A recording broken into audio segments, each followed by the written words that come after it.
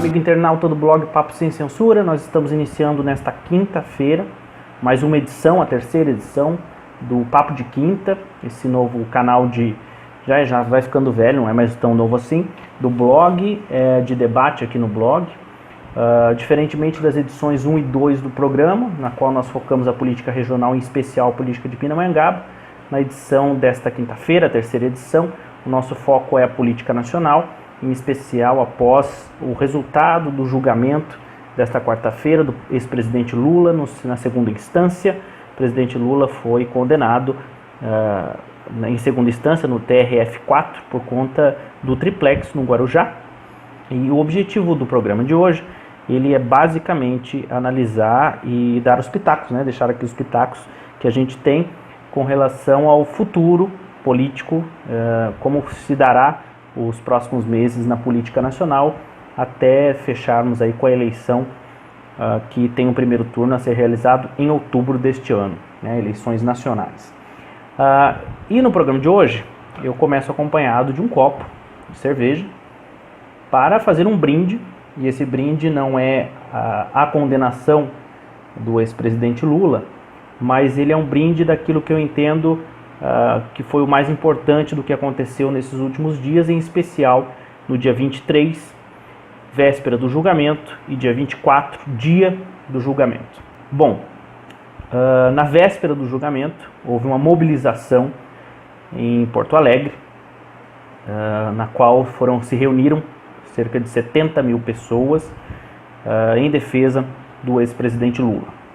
Ontem, dia 24, após o julgamento, em São Paulo, na Praça da República, 50 mil pessoas se reuniram para ouvir o ex-presidente Lula pós-condenação no TRF4. Por que o brinde? Porque eu acho que ontem, né, especificamente dia 23 e 24, e ao longo dessa última semana, foi o reencontro da democracia com as ruas.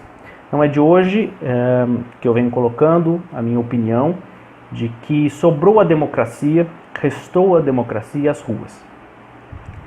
Dado o resultado da queda e do golpe na ex-presidenta Dilma Rousseff, as urnas já não são assim um objeto tão seguro da democracia, e nem, inclusive, está sob júdice, né, o que será do processo eleitoral democrático eleitoral do Brasil em 2018. Se haverá a participação, por exemplo, do ex-presidente Lula, e se haverá até mesmo eleição, como vem sendo cogitada essa possibilidade de não haver eleição. Bom, por isso digo e analiso que por conta de todo o cenário institucional do país, restou a democracia às ruas, e era urgente que as pessoas se reencontrassem com as ruas. E eu acho que esse momento do dia 23 e 24 foi um momento importante para essa virada de chave e do reencontro da democracia com as ruas. Antes de ir para a minha análise de cenário do que será do cenário político brasileiro a partir da condenação de Lula em segunda instância, eu gostaria de fazer uma brincadeirinha de hipótese, criar aqui um cenário hipotético. Ontem nós tivemos, além das pessoas que foram às ruas em defesa do ex-presidente Lula, nós tivemos também manifestações em menor número de pessoas, mas ocorreram, pela condenação do ex-presidente Lula. No Twitter, a hashtag Lula na cadeia esteve entre as hashtags mais utilizadas durante o dia 24.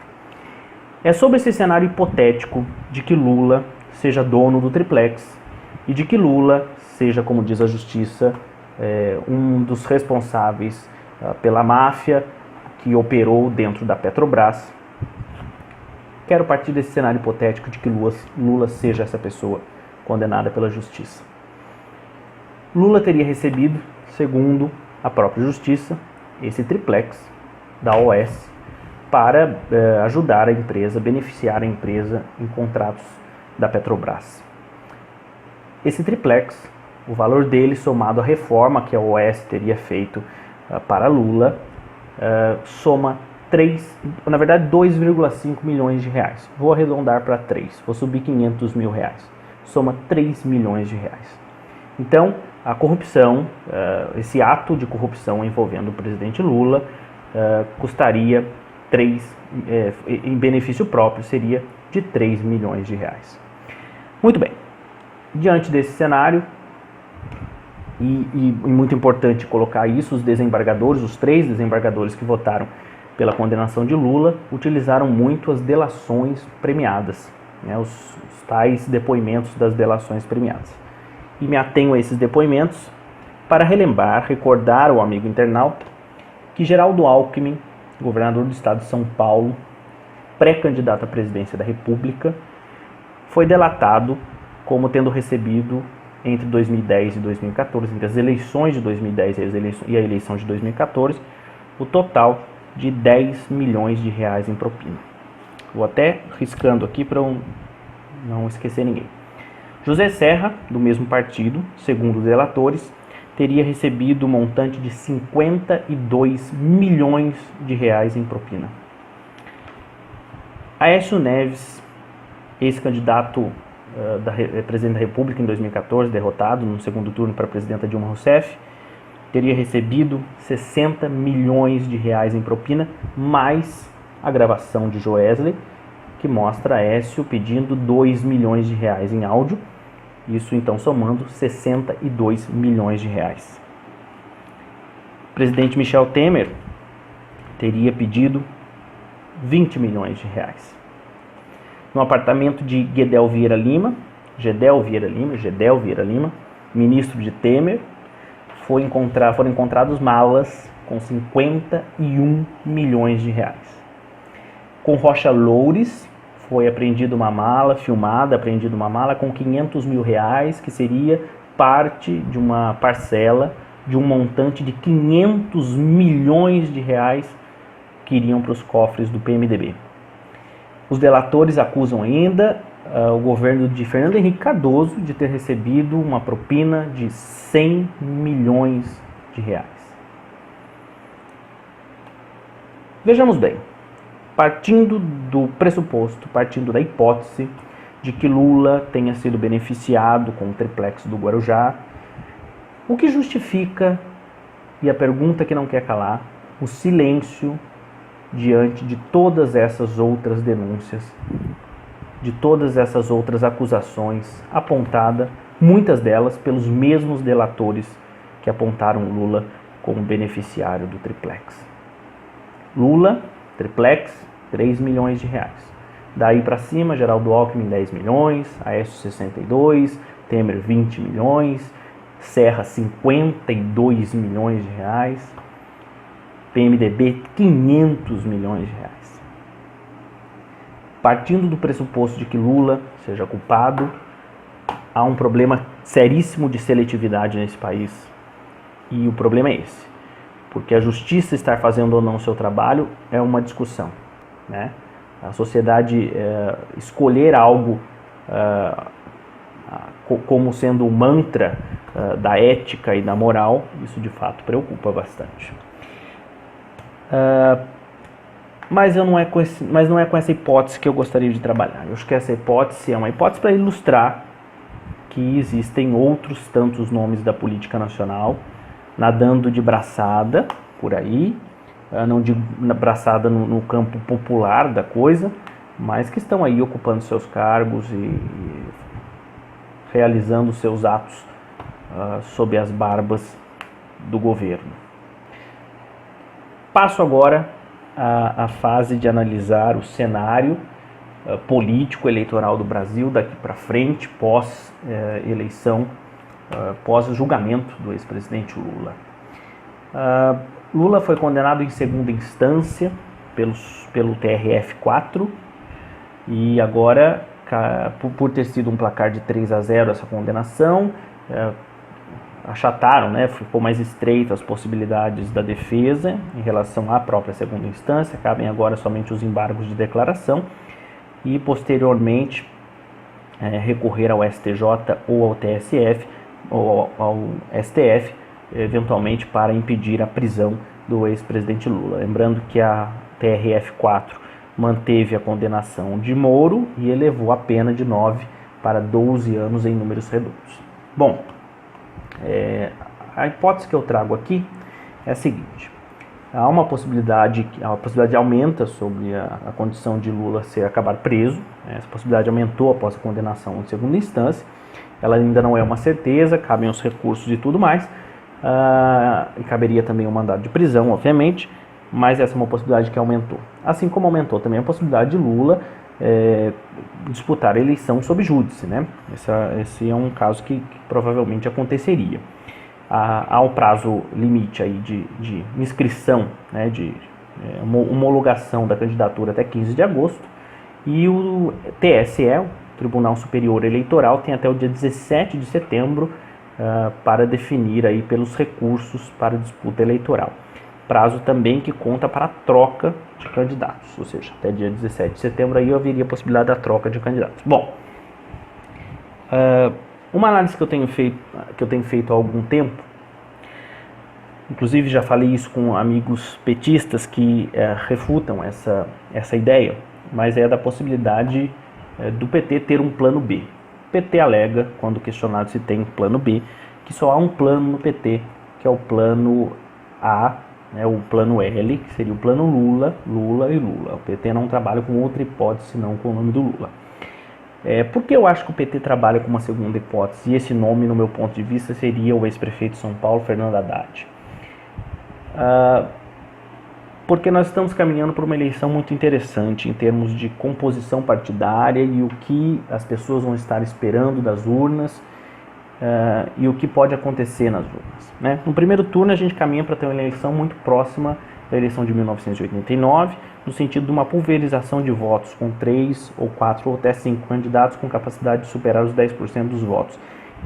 Isso acontecendo, nós teríamos uma pulverização grande dos votos, onde irá para o segundo turno candidatos que aí possam superar com facilidade, não muita margem, a casa dos 20%.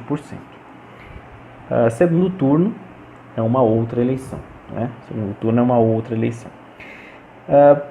Por que entendo que Haddad pode ser o nome do PT para a eleição de 2018?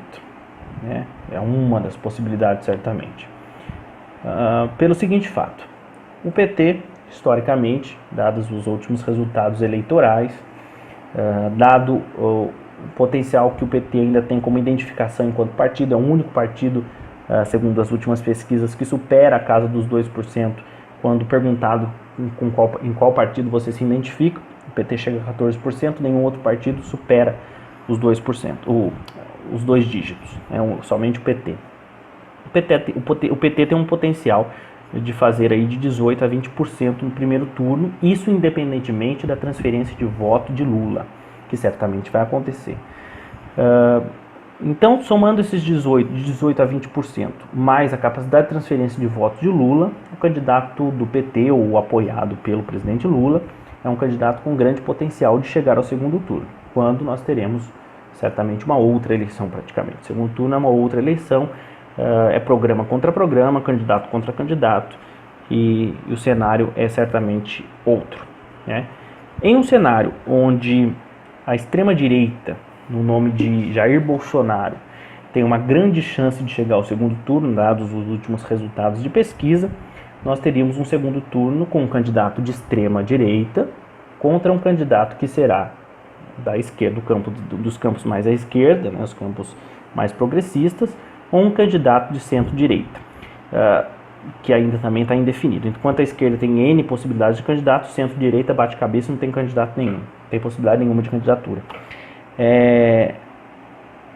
A tendência, dado a rejeição e a preocupação que pode haver no segundo turno de uma possível vitória de Bolsonaro, pode levar a esse candidato a capacidade desse outro candidato de angariar votos, ou seja, de conseguir captar votos em campos que fogem do seu campo de origem ideológica, é o que pode fazer a diferença no segundo turno da eleição.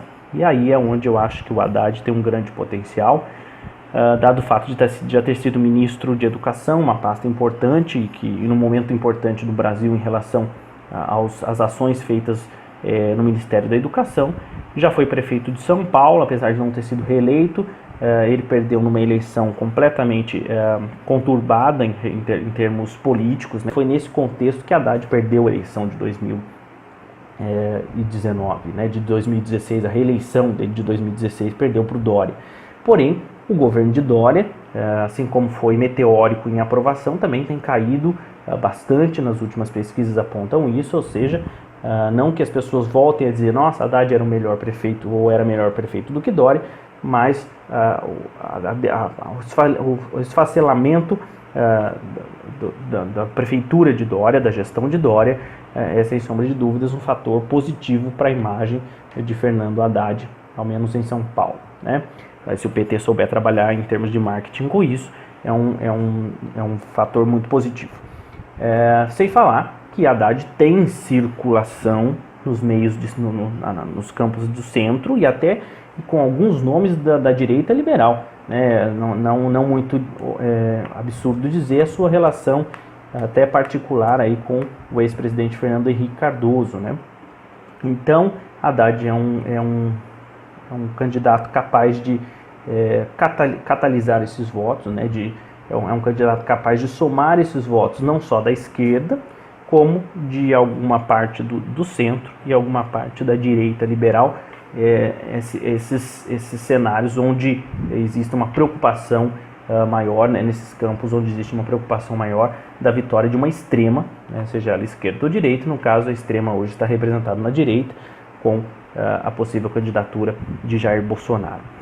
O PT continua reafirmando, e fez isso ontem após a condenação, de que o Lula é candidato. O PT certamente vai continuar levando isso em frente, essa hipótese em frente.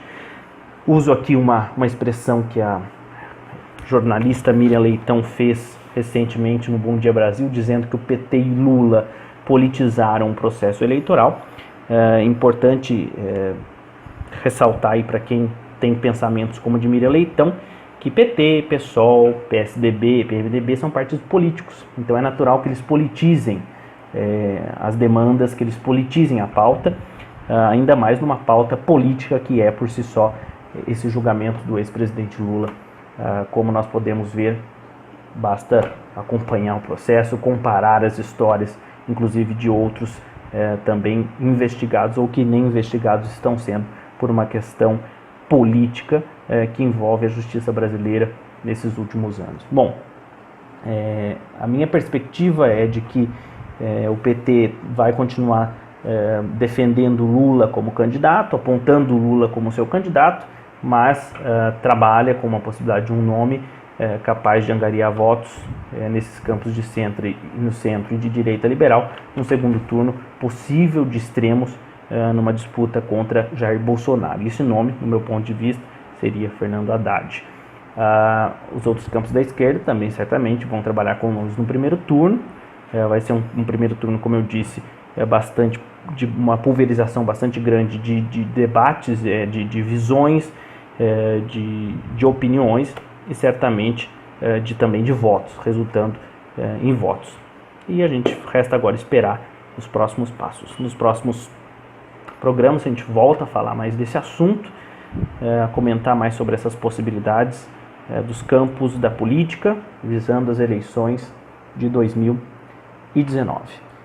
O PT, como eu disse, segue batendo em Lula candidato, mas o PT vem forte para a eleição de 2018, independentemente do que aconteça no campo jurídico, e uma possibilidade de um candidato alternativo não está descartada, sem sombra de dúvidas. Fernando Haddad, meu palpite, pode ser o nome.